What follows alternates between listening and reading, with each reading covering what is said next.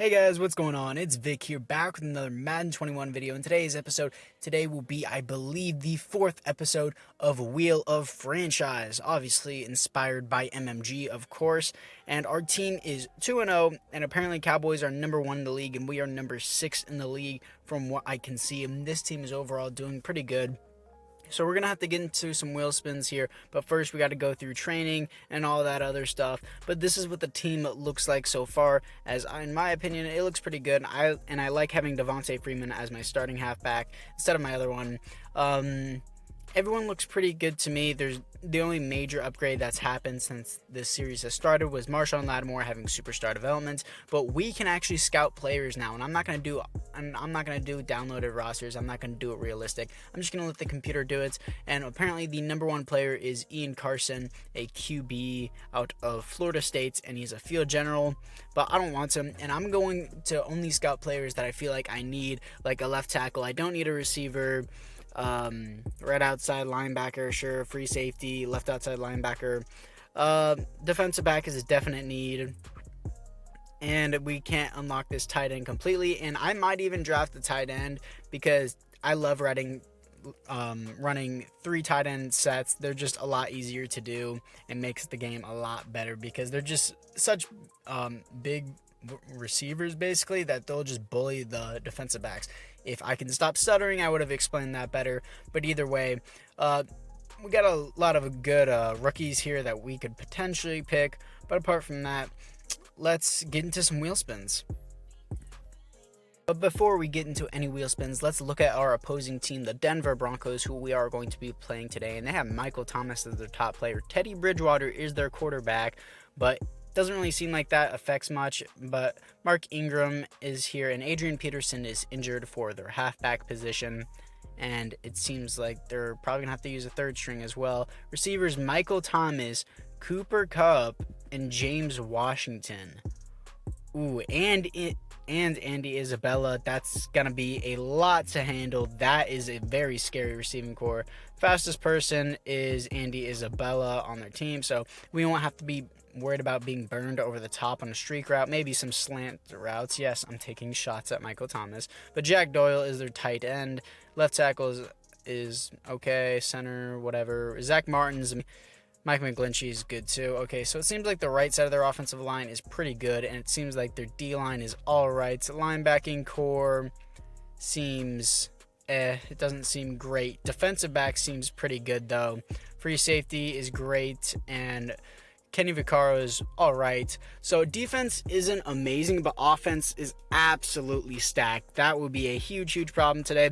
If we can hold them probably under 20 points or 20 points, that'd be great. But we have players to re-sign, and these contracts don't really matter. So sure, I'll just re-sign Jonathan Abram because usually they're on like 4-year deals, but I guess some of these players are free agents that we did end up picking up, or the CPU did end up picking up, so I don't really need to work out these contracts on camera. So apart from that, guys, let's get into some wheel spins.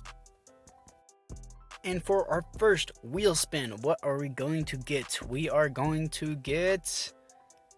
+2 QB mid accuracy. Thank God Justin Herbert's been throwing absolute mallards the entire time during this rebuild. I have been really frustrated.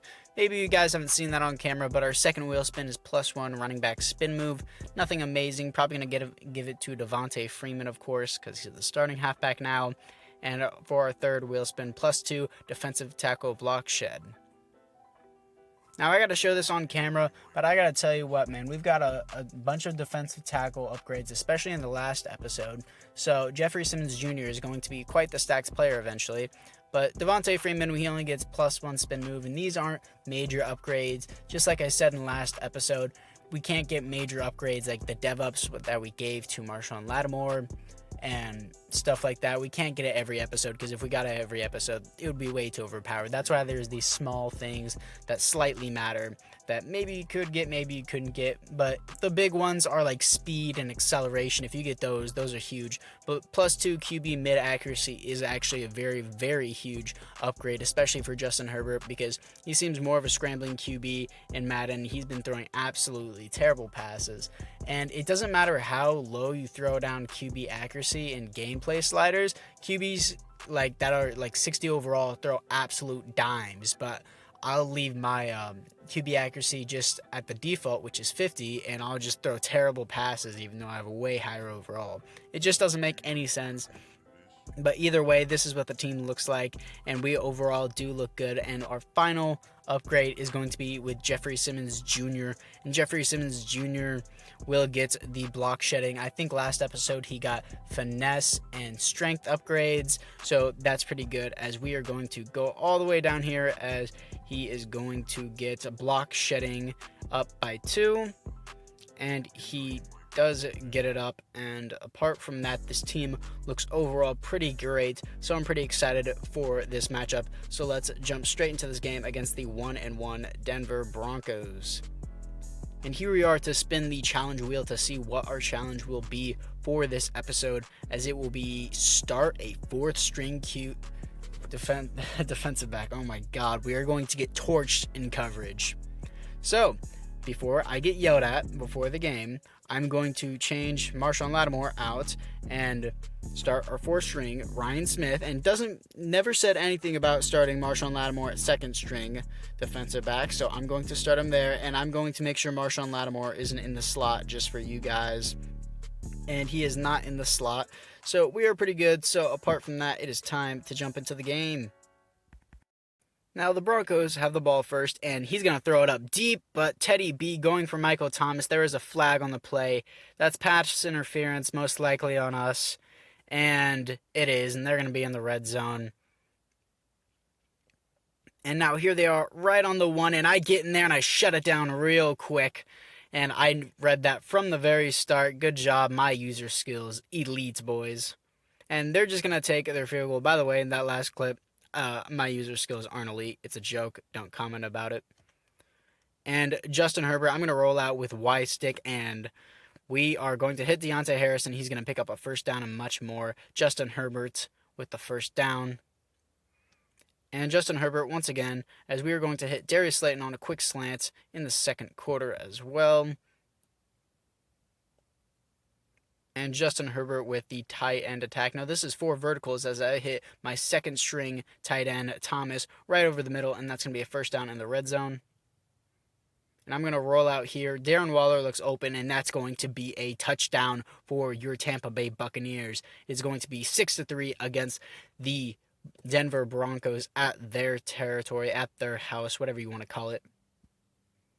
And Teddy B is back on offense, and they're going to throw a quick slant to Michael Thomas, and Michael Thomas almost broke free, but Michael Thomas getting slants, that's usual. And they're going to hand it off. Oh, no, it's play action, but we get there for the sack, and that's going to be Jalen Smith in there for the sack. I think that's his 1st on the year. Now, the Broncos are just going to take another field goal, as it is now 7-6. And we have the ball back, just barely with any time left. And I'm going to throw it to Deontay Harris. What a pass on the back foot and under pressure. And we are going to throw 4 verticals, and we get sacked. Okay. And now the Broncos barely got the ball back just in time, as they're finishing the half 9-7. And we are down going into the half. And we are back out here on offense, tight end attack, usual cheese plays. Darren Waller's open. He's going to get the 1st down and much more, as Darren Waller takes it almost inside the red zone, down to the 24. 1st down for Darren Waller. And what are we going to have here, as it's going to be another Y stick. Cheese plays all day, baby. You guys already know. Deontay Harris, 1st down. I don't only run cheese plays. It just seems to work best. And we are going to run slants, and who is Y? Okay, got picked off by Logan Ryan. I thought that was a definite touchdown. Logan Ryan just said nah and denied me. Broncos ball, 3rd quarter. Logan Ryan with the pick. Teddy B drops back, and we got absolutely torched. DJ Swearinger, please catch Cooper Kupp. That was my 4th string defensive back that got torched by Cooper Kupp. Not surprised. And Mark Ingram is going to plow his way in, and that will be the 1st touchdown for the Denver Broncos on the game for Mark Ingram, at least. And we are going to roll out another tight end attack, and that will be Darren Waller first down. It's just too easy. I run other plays just than Cheese plays. They just never get anything done right because they're not very good plays. Going to roll out with Justin Herbert and Y stick, and that's a touchdown for Darius Slayton as we are going to be down 14-16. Darius Slayton with the second TD on the season. Teddy B back on offense, and it's a play action. What are they going to get here as... Oh, no, I missed the tackle terribly, and he's going to go down the sideline. That's Andy Isabella for the touchdown as he absolutely torches us down the sideline, and they will be up even more.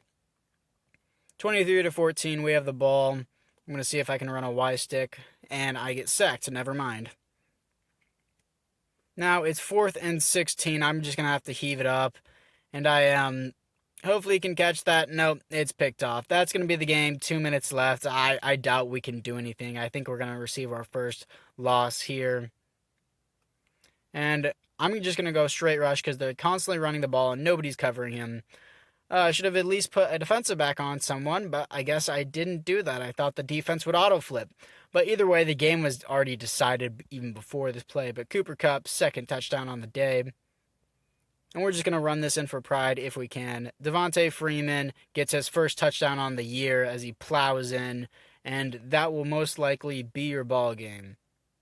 And that will be your ball game as we lose 20-31 against the Denver Broncos. Sadly, we couldn't come out with a win, but I was not too ashamed by our offensive performance. Defensively, though, we were terrible. Our defensive backs were terrible.